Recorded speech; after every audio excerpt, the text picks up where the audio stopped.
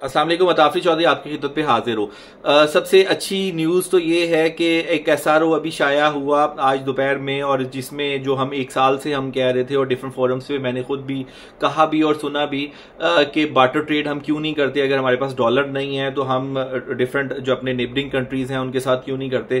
तो अच्छी बात यह है कि ईरान के साथ, अफगानिस्तान और रशिया के साथ गवर्नमेंट ने एक सर्टन जो प्रोडक्ट्स हैं उसकी इंपोर्ट और एक्सपोर्ट आप करने की इजाज़त दी है, और बार्टर ट्रेड में जिसमें करेंसी इन्वॉल्व नहीं होगी। तो ये एक बड़ी पॉजिटिव बात है। हम ये एक साल से हो गया ज्यादा हमें ये कहते हुए, और अब आप ये देखें कि ईरान बड़ी देर पाबंदियों का शिकार रहा है।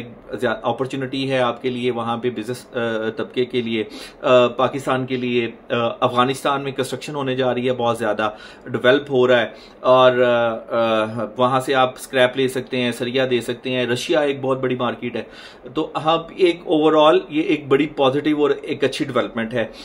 सेकेंडली, ये जो स्टेट बैंक ऑफ पाकिस्तान ने कल एक लेटर दिया जो मनी डीलर्स थे, मनी एक्सचेंज डीलर, वो मनी एक्सचेंज कंपनीज ने जो है वो कल भी हमें ये बातें सुनने में आती रही कि ये पॉसिबल नहीं है, और आज प्रैक्टिकली वो हो भी गया।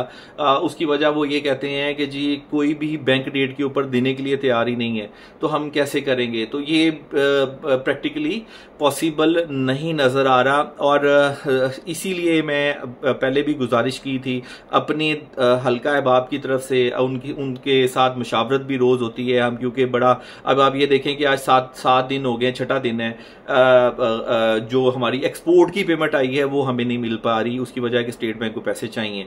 तो ये हालात हैं। अब बल्कि एक मैं रिपोर्ट रिसाइकलिंग टुडे जो है वो ब्रायन टेलर की एक रिपोर्ट में पढ़ा था, पाकिस्तान की जो स्टील, आयरन एंड स्टील की इंपोर्ट्स हैं वो पिछले साल के मुकाबले में 72% जो है वो कम है।